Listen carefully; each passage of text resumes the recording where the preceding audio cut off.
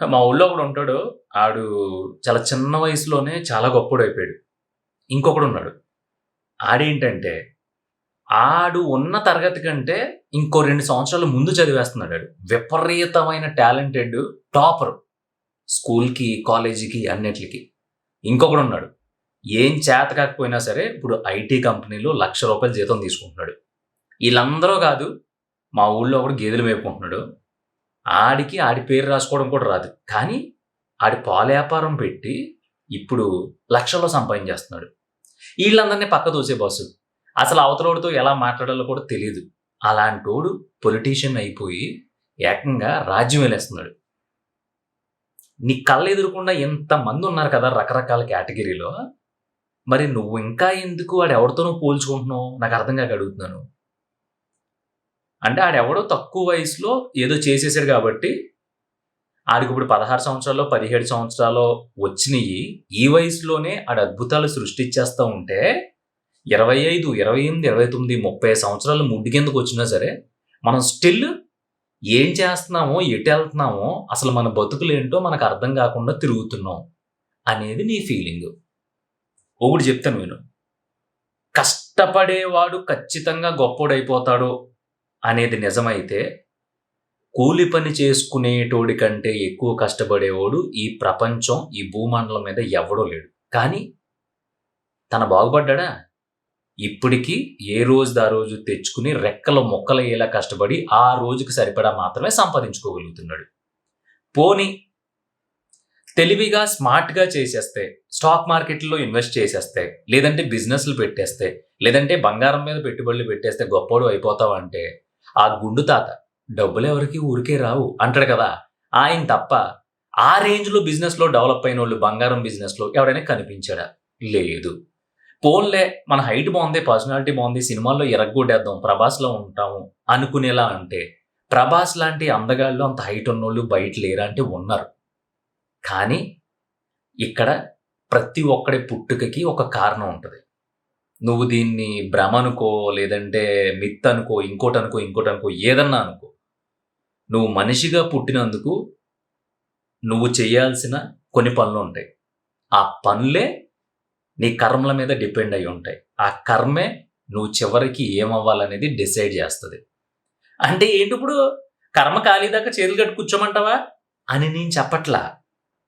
నీకేది దొరుకుతుందో, ఇప్పుడు నువ్వేం చేసుకుంటున్నావో, నువ్వేం చెయ్యాలనుకుంటున్నావో అటువైపుగా నీ ప్రయాణాన్ని చాలా సాఫీగా, చాలా క్లియర్‌గా, ఒడిదుడుకులు లేకుండా, అంటే నీలో కంగారు, ఒత్తిడి, ఓవర్ థింకింగు ఏమీ లేకుండా హ్యాపీగా ఇప్పుడు ఏదైతే పొజిషన్‌లో ఉన్నావో ఆ పొజిషన్‌ని ఎంజాయ్ చేస్తూ ముందుకెళ్ళిపోయావనుకో, నీ రూట్‌లోకి రావాల్సింది, నీకు దక్కాల్సింది, నువ్వు ఖచ్చితంగా చెయ్యాల్సింది నీ కంట పడక మానదో అది నువ్వు చెయ్యక మానవు. దాంట్లో నువ్వు కొద్దో గొప్పో గొప్పోడు అవ్వక మానవు. ఇదేమీ దాన్నేమంటారు నమ్మకానికి సంబంధించిందో, ఇంకో దానికి సంబంధించిందో కాదు. నేను ఫస్ట్ చెప్పాను గదా! చదువు రాని వాడిలో గొప్పోడు ఉన్నాడు. చదువు వచ్చినోడిలో గొప్పోడు ఉన్నాడు. అసలు సంతకం పెట్టడం రానోడిలో గొప్పోడున్నాడు. అసలు ఆ అంటే ఊ తెలియనోడికి కూడా కోట్లు సంపాదించాడు. మరి అన్నిట్లికి నీ దగ్గర సమాధానం ఉందా? లేదు. పోనీ ఎప్పుడైనా ఆలోచించావా? లేదు. ఎప్పుడు చూడు ఆడిని చూసి, ఈడిని చూసి పోల్చుకోవడమే. అదిగో నాకంటే 5 సంవత్సరాలు చిన్నోడు ఆడు బాగుపడిపోయాడు. ఒరేయ్ ఎదవ తాడి పెరిగినట్టు పెరిగావు. ఆ సుబ్బరాజు కొడుకున్నాడు నీ మీద 10 సంవత్సరాలు చిన్నోడు. ఆడు చూడు ఇప్పుడు. టీసీఎస్‌లో జాబ్ వచ్చిందంట. 70,000 జీతం అంట. నువ్వు నా చిన్నప్పటి నుంచి అదే 25,000 చేస్తున్నావు. మీ ఇంట్లో నేను తిట్టొచ్చు. ఆళ్ళందరికీ బుర్ర లేదు. ఆళ్ళు బుర్ర తక్కువోళ్ళంతే. మీ అమ్మా నాన్నలని తిట్టినా నీకు కోపం రావచ్చు. కానీ నేను చెప్పే ఫ్యాక్ట్ అది. ఆళ్ళకి తెలీదు. ఏ మరి ఆయన ఆ సుబ్బరాజు గాడు ఎవడైతే ఉన్నాడో ఆడెక్కడైతే ఐటీసీలో జాబ్ కొట్టాడో రూ. 70,000 జాబు ఆళ్ళ నాన్న 10 ఎకరాలు సంపాదించాడు. మరి మీ నాన్న ఎందుకు సంపాదించలేదు? మీ నాన్న ఒకసారి అడుగు. వెంటనే లాగి గోపమే కొడతాడు.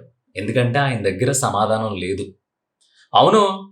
సుబ్బరాజు గాడికి అప్పట్లో ఎవడో ఎకరం తక్కువకిచ్చాడంట కొనుక్కున్నాడు. కట్ చేస్తే అది రేట్ పెరిగిపోయి డబ్బులొచ్చేసినియి 10 ఎకరాలు కొన్నాడు అంటారు. అప్పుడు నువ్వు కూడా కొనుక్కోవచ్చు కదా! ఆడికి ఎకరం తక్కువ దొరికినప్పుడు నువ్వు కూడా ఇంకొక అరెకరం ఎక్కడన్నా తక్కువ దొరుకుతుందేమో ఆ రోజుల్లో చూసుకొని అప్పో సప్పో చేసుకొని కొనుక్కొని ఉంటే నువ్వు ఆ రోజుల్లో 25,000 కొనుంటే ఈ రోజు అది 25,00,000 అయ్యి ఉండేది కదా! నువ్వెందుకు చేయలేదు? అని నిన్ను ఎవరైతే ఇంట్లో క్వెషన్ చేస్తారో ఆళ్ళనడుగు. ఖచ్చితంగా అడుగు. అలా అడగకుండా నీలో నువ్వు కుమిలిపోయి నిజమే కదా! మా బాబు అన్నది నిజమే కదా! మా చిన్నాన్న అన్నది నిజమే కదా! మా పిన్నమ్మ, మా కన్నమ్మ ఈళ్ళందరూ అన్నయి నిజమే కదా! నేనేంటి ఇలా మిగిలిపోయాను? నాకంటే ఆడు 5, 6 సంవత్సరాల చిన్నోడు ఆడికి 70,000 నాకు 30,000 నేనేమో 5, 6 సంవత్సరాల నుంచి ఉద్యోగం చేస్తున్నాను. నా బతుకు ఇంతేనా? నాకు కావాల్సింది ఇది కాదు కదా! నేనేదో చేద్దాం అనుకున్నాను కదా! అంటే నేను దేనికి పనికిరానా? అంటే నాకంటే ఆడు గొప్పోడా? నేను చేతకానోడినా? ఎందుకు బాసు వణికిపోతావు? ఇంత లైఫు జస్ట్ ఇంత.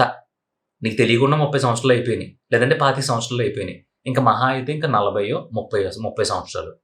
ఈ 30 సంవత్సరాల్లో కూడా నువ్వు ఎంత గింజుకున్నా, నీకెంత స్పృహున్నా సరే, నీకేదైతే దక్కాలో అదే దక్కుద్ది.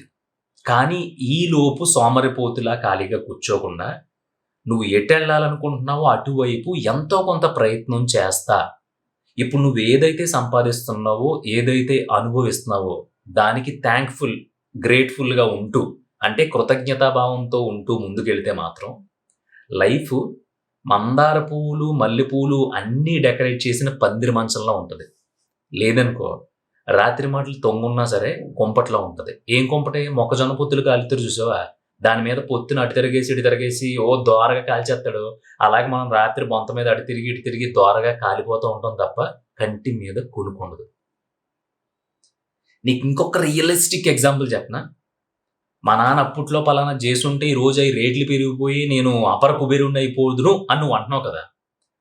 ఇప్పుడు నీకెంత జీతం అనేది పక్కన పెట్టేస్తే, ఈ లలిత జ్యువెల్లరీసు, ఈ ఖజానా జ్యువెల్లరీస్ ఇలాంటి జ్యువెల్లరీ షాపుల్లో కొన్ని కొన్ని స్కీమ్స్ ఉంటాయి.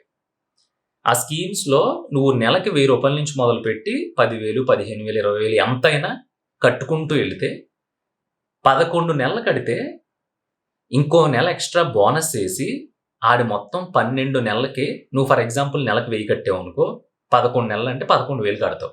ఆడి ప్లస్ ఇంకో 1000 యాడ్ చేసి రూ. 12,000 బంగారం నీకిస్తాడు.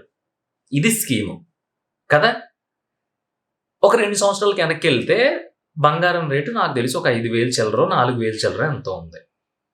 నువ్వు ఒక 2 సంవత్సరాల నుంచి గనక నెలకి ఒక 2,000 1000 కట్టుకుంటూ ఎళ్ళుంటే, నువ్వు కట్టింది 25,000 అయ్యుంటే ఈరోజు రూపాయి పెరిగిపోయి ఇప్పుడు 50,000 వచ్చుండేది. ఆ పని నువ్వు చేసావా? నువ్వు చెయ్యు. ఎందుకు చెయ్యవు అంటే నీకా బుద్ధి పుట్టాలి. ఆ బుద్ధి పుట్టాలి అంటే ఆ టైం రావాలి. ఆ టైం రావాలి అంటే నీ కర్మలు, నీ టైము, నీ పొజిషను అన్నీ కూడా అలైన్ అవ్వాలి. ఈడేంటి మ్యాజిక్‌లు చెప్తున్నాడు, జాతకాలు, జ్యోతిష్యాలు చెప్తున్నాడు అనుకోకు. కొంచెం క్లారిటీగా బుర్రపెట్టి ఆలోచించు. లేదంటే నీకు నేనొక ఛాలెంజ్ ఇస్తా. రేపొద్దున్న లేచిన దగ్గర నుంచి నువ్వు కరెక్ట్‌గా పలానా టైంకి పలానా పని చేసి తీరతాను. ఇది నేను చెయ్యగలను. ఇది నేను చేస్తానెహే అని చెప్పి రాసి పెట్టుకో. నువ్వు 10 పనులు పెట్టుకుంటే నాకు తెలిసి రెండో, మూడో నువ్వు అనుకున్నట్టు అవుతాయి. అది కూడా పర్ఫెక్ట్‌గా అవ్వవు. నువ్వు అనుకున్నావు కాబట్టి జస్ట్ నీకు అయినట్టు అనిపిస్తది అంతే. పొద్దున్నే 7 గంటలకల్లా అన్నీ ఫినిష్ చేసుకొని ఇంట్లో నుంచి అడుగు బయట పెట్టాలనుకుంటావు. కానీ కుదరని పని. 7:01, 7:02 లేదంటే 7:10, 7:50 అవుద్ది. ఇంకా గట్టిగా మాట్లాడితే ఇంకో అర్జెంట్ పని పడి 8కి బయటికెళ్తావు. లేదు ఆఫీస్ నుంచి 6 గంటలకు మొదలైపోయి కరెక్ట్‌గా నేను 6:30 కల్లా అంటే అరగంట మా ఇంటికి, అరగంటలో ఇంటికొచ్చేయాలి అనుకుంటావు. కానీ మధ్యలో ఎక్కడో దిక్కున ట్రాఫిక్ జామో, లేదంటే వర్షం పడడమో, లేదంటే ఇంకోటయ్యి 10 నిమిషాలో, 20 నిమిషాల్లో గట్టిగా మాట్లాడితే గంట లేట్ అవుద్ది. సో, ఇయన్నీ ఎందుకు జరుగుతున్నాయంటావు? జరుగుతాయి. అదంతే. దానికి నీ దగ్గర, నా దగ్గర ఎవ్వడి దగ్గర ఆన్సర్ ఉండదు. దాన్ని నువ్వు దేనితో ముడిపెట్టి చూస్తావనేది నీ పర్సనల్. కానీ మనం అనుకున్నది అనుకున్నట్టు ఎట్టి పరిస్థితుల్లోనూ మ్యాచ్ అయిపోతే ఇక్కడ ఇన్ని కష్టాలు, ఇన్ని బాధలు, ఇన్ని ఒడిదుడుకులు ఉండవు. ఇదంతా ఎందుకు మనం రెగ్యులర్‌గా మాట్లాడుకునే టాపిక్‌లోకి వద్దాం. ఇంకా అది నేను కలిసిపోతే ఇంక జీవితాంతం అసలు మమ్మల్ని ఆపేవాడు లేడు. మేము 'లైలా మజ్ను', 'పారు దేవదాసు'లాగా రెచ్చిపోతాం అనుకుని లైఫ్ స్టార్ట్ చేసినోళ్ళే. తర్వాత చిచ్చి దీనమ్మ జీవితం. అసలు ఆ రోజున పలానా డేట్‌లో పలానా చోట మేము కలవకుండా ఉండుంటే ఈ దరిద్రం ఉండకపోదును. నా కర్మ కాలిపోయి ఇది నాకు దొరికిందని ఈడు. నా కర్మ కాలిపోయి ఎదవను కట్టుకున్నాను. లేదంటే ఆడెవడో 20 ఎకరాలు రేలు చెరువు ఉన్నోడంట శుభ్రంగా కార్లు తిప్పుండేవాడు. ఈడ్ని చేసుకోక తప్పలేదు. ఈడి బాధలతో పాటు ఈడి పైత్యం పడక తప్పట్లేదని అది. ఈళ్ళిద్దరూ కొట్టుకుంటూ ఉంటారు. మరి ఈళ్ళు ఎక్స్‌పెక్ట్ చేసింది వేరు కదా! స్టిల్ ఇద్దరు కూర్చొని మాట్లాడుకుని, ఇద్దరి ఈగోలు పక్కన పెట్టేసి, ఇద్దరి కోపాలు పక్కన పెట్టేసి, ఒక హగ్ ఇచ్చుకొని, లేదు నువ్వు ఇలా చేయడం వల్ల నేను ఇలా హర్ట్ అయ్యాను, నువ్వు అలా చేయడం వల్ల నేను ఇలా బాధపడ్డాను, ఇద్దరు మాట్లాడుకుంటే అయిపోద్ది కదా. ఆ ఆ టాపిక్ ఏదైతే ఉందో, ఆ కాన్వర్జేషన్ ఏదైతే ఉందో ఇద్దరి చేతుల్లో ఉంది కదా. కానీ ఇద్దరు చేయరు. ఎందుకు చేయరు అంటే ఎందుకు చేయరు? చేసుకోవచ్చు కదా, అయిపోద్ది కదా, హ్యాపీ కదా, ఒక అరగంటలో తేలిపోయే టాపిక్ కదా. ఎందుకు విడిపోతున్నారు? మన చేతుల్లో ఉండదు. ఎందుకు చెప్తున్నానంటే మొన్న ఒక 14 సంవత్సరాల కుర్రోడు ఐపీఎల్‌లో 35 బాల్‌కి 100 కొట్టేసాడు. దాని తర్వాత మీములు, స్టేటస్‌లు, కొంపలో తిట్లు. 14 సంవత్సరాలాడు ఎత్తెత్తి కొడతా ఉంటే బాల్ గ్రౌండ్ అవతలకి వెళ్ళిపోతుంది. మీరు ఉన్నారు ఎదవలారా 25 సంవత్సరాలు వచ్చినియి. ఇంకా సిగరెట్లు కాల్చుకుంటాం, అమ్మాయిలు కూడా తిరగడం, ఆ చిన్న జాబ్‌లోనే ఇంకా అడ్జస్ట్ అయిపోవడం తప్ప గొప్పగా సాధిద్దాం అనేది ఏది మైండ్‌లో లేదేంట్రా అంటే ఉంది. ప్రతి మధ్య తరగతిలో పుట్టిన ప్రతి అబ్బాయి దేశాన్ని ఏలదాం అనే థాట్స్‌ని మైండ్‌లో పెట్టుకొని తిరుగుతూ ఉంటాడు. ఆడి కర్మ ఏంటంటే ఆడు ఉద్యోగంలోకి ఎంటర్ అయినప్పటి నుంచి ఆడికి ఫ్యామిలీ బాధ్యతలు మొదలెడిపోతాయి. ఉద్యోగం మొదలుపెట్టిన 2 సంవత్సరాల తర్వాత నుంచే పెళ్లి అని పీడించుకొని దొబ్బుతారు. పోనీ అదేమన్నా అంగరంగ వైభవంగా జరిగిపోతుందా అంటే ఈడి పెళ్ళికి ఈడే సంపాదించుకోవాలి, ఈడి పెళ్ళానికి ఈడే బంగారం కొనాలి. ఇది కాకుండా ఆళ్ళమ్మా నాన్నలో మా కొడుకు పెళ్లి మామూలుగా జరగకూడదు అనే కోరిక తీర్చడానికి ఈడు అప్పులు సప్పులు చేసి మళ్ళీ ఈడే దూరడానికి సందు లేదు గానీ మెడలో ఇంకో డోలు అంటే పెళ్ళాన్నేసుకొని బయలుదేరి అక్కడి నుంచి మళ్ళీ ఆళ్ళ లైఫ్‌లో ఫైనాన్షియల్ స్ట్రగుల్స్, ఆ ఫైనాన్షియల్ స్ట్రగుల్స్ వల్ల మళ్ళీ గొడవలు, విడిపోవడాలు, కొట్టుకోవడాలు, తిట్టుకోవడాలు ఇదే బతుకైపోయింది. ఇదంతా ఎందుకు జరుగుతుందంటే ఆడెవడికో 28కి పెళ్లయిపోయింది నాకయిపోవాలి. ఆడెవడో టక్కమని జాబ్ కొట్టిన వెంటనే 2 సంవత్సరాల్లో పెళ్లి చేసేసుకొని హైదరాబాద్‌లో ఇల్లు కొనేసుకొని పిల్లలకనేసి స్కూల్ పంపేసి ముడ్డు కడిగేస్తున్నాడు. అర్జెంట్‌గా నువ్వు కూడా పిల్లలకనేసి ఆళ్ళు ముడ్డు కడగాలి. ఇది. ఇయన్నీ కంపారిజన్స్ వల్ల జరుగుతున్నాయి. ఈ కంపారిజన్ అనేది మనిషిని ఇంకా కుంగదీసేసి కుంగి కృషించి భూమిలోకి తొక్కిపడద్ది. సరేరా ఆడు సంపాదించాడు, ఆడు కుక్క గొలుసు లాంటి గోల్డ్ చైన్ ఏసుకొని తిరుగుతా ఉంటే నువ్వు మొలతాడు కట్టుకుని వెంకటేశ్వర స్వామి బిళ్ళ కట్టుకో దానికి ఏమైంది? ఆడి మెడలో గోల్డెన్ వెంకటేశ్వర స్వామి ఉండొచ్చు, నీ మెడలో ఇత్తడిదో లేదంటే రాగిదో ఏదో ఒక వెంకటేశ్వర స్వామి ఉన్నాడు. ఆడికి పార్షియాలిటీ ఉందేమో, నేను గోల్డ్ వేసుకున్నాను, నీ అమ్మ మొలతాడు కట్టుకున్నావేంట్రా అని ఆడు అనొచ్చు. కానీ దేవుడు అన్న కదా, దేవుడు ఎక్కడున్నా దేవుడే. ఆ పార్షియాలిటీ నువ్వు క్రియేట్ చేసుకుంటున్నావు. మనం కూడా ఎప్పుడైనా అలాంటి గొలుసు వేసుకోవాలిరా. ఎందుకు వేసుకోవాలి? గొలుసు వేసుకుంటే నీకేమొస్తుంది? ఏమొస్తుంది? ఏం రాదు కదా. దాని బదులు మంచి బాడీ పెంచు. జస్ట్ అలా నిలబడిపోవాలి. సరిగ్గా ₹100 టీ షర్ట్లు వేస్తున్నా ఈ అమ్మ ఏముందిరా బాడీ అని చెప్పి 10 మంది అనుకోవాలి. అది నీ చేతిలో ఉంది, అది చెయ్యు. కానీ ఏదో కంపారిజన్‌లన్నీ చేసుకుంటావు. ఇదంతా చెప్పడానికి రీజన్ ఏంటంటే ఎక్కడో ఏదో జరిగిపోతుంది మన ఇంటి చుట్టుపక్కల, మన ఇంటి బాత్రూమ్ వెనకాల, లేదంటే పక్క ఊళ్ళో, పక్క సందులో, ఎదురింట్లో ఇయన్నీ జరిగిపోతున్నాయి కదా. అసలు మనమే ఏమీ చేయట్లేదు. అర్జెంట్‌గా ఏదో ఒకటి చేసేసి దాన్నేమంటారో మనం నిరూపించేసుకొని, కంపేర్ చేసేసుకొని ఆడి మీద ఒక పాయింట్ ఎక్కువలో ఉండాలి అనేది పెట్టుకుంటే మాత్రం ఈ కాంపిటీషన్‌లోనే జీవితం అయిపోద్ది.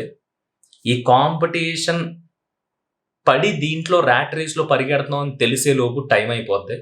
అప్పుడు గట్టిగా బిర్యానీ తిన్నా అరగదు. గట్టిగా 3 పూటలా దంచి నాటుకోడి మసాలా పెట్టి తిందామన్నా సరే మోషన్స్ పట్టేసుకుంటాయి. ఇయన్నీ తెలిసిన తర్వాత ఏమీ ఉపయోగం ఉండదు. దయచేసి ఇప్పుడే తెలుసుకో. నువ్వు ఎంత గింజుకున్నా, నువ్వెంత గొడ్లు చింపుకున్నా జరిగేది జరగాల్సిన టైంలో మాత్రమే జరుగుతది. అంతకు మించి నువ్వు ఎక్కువ ఆలోచించేసి రాత్రి పగలు దొల్లేసినా కానీ ఎక్స్‌ట్రాగా నీకు దక్కాల్సిన దానికంటే ఏది నీకు దక్కదు. కానీ ఈలోపు నువ్వు చేయాల్సింది ఒకే ఒకటి, దయచేసి ఇది మాత్రం గుర్తుపెట్టుకో. ఎందుకంటే నేను చేసేది అదే. ఇప్పుడు నువ్వున్న పొజిషన్ ఏదైతే ఉందో అది ఎలాంటి పొజిషన్ అన్నా కానీ, చివరికి 2 పూటలు తినే పొజిషన్ అన్నా కానీ, దాన్ని ఎలా కంపేర్ చేసుకుంటావు అంటే ఒక పూట కూడా తినలేనోడు ఉంటాడు. ఆ 2 పూటలు తినడానికి కూడా అడుక్కునేవాడు కూడా ఉంటాడు. ఆడికంటే నువ్వు బెటర్ పొజిషన్‌లో ఉన్నావు. సో, ఈ 2 పూటలా తిని హాయిగా ఉంటూ నీకేం కావాలో దాని వైపు చిన్న చిన్నగా అడుగులేసుకుంటూ, ఆ చిన్న అడుగుల్ని కూడా పెద్ద అడుగులుగా ఊహించుకుంటూ, ఇమాజిన్ చేసుకుంటూ బ్రతకగలిగితే చెప్పాను కదా! మల్లెపూల, మందార పూల పందిరి మంచంలా ఉంటది. లేదనుకో మొక్కజొన్న పొత్తులు కుంపట్లా ఉంటది. మరి ఇప్పుడున్న లైఫ్‌ని ఎంజాయ్ చేస్తా, నీకు కావాల్సిన దాని వైపు మెల్లగా నడుచుకుంటా ఎళ్తావా? లేదంటే ఆడిని, ఈడిని కంపేర్ చేసేసుకొని, ఓవర్ థింక్ చేసేసి, నాకే ఇలా అన్నీ జరిగిపోతున్నాయి. ప్రపంచంలో అసలు మనకంటే దరిద్రమైన లైఫ్ ఇంకొకడికి లేదు. దరిద్ర దేవత ఫోకస్ మొత్తం మన మీదే ఉందని స్టేటస్‌లు, కొటేషన్స్ పెట్టుకుంటా బ్రతికేస్తావా? ఇది చాలా క్లియర్ కట్‌గా ఇంకొక్కసారి ఆలోచించు. ఇది నేను అనుభవించి దాని నుంచి బయటకొచ్చి ఇప్పుడు నా లైఫ్‌ని నేను ఎలా ఉన్నా సరే ఎంజాయ్ చేస్తూ నాకు నచ్చిన పనిలో బ్రతుకుతున్నాను కాబట్టే నీతో చెప్పాలనిపించింది చెప్పాను.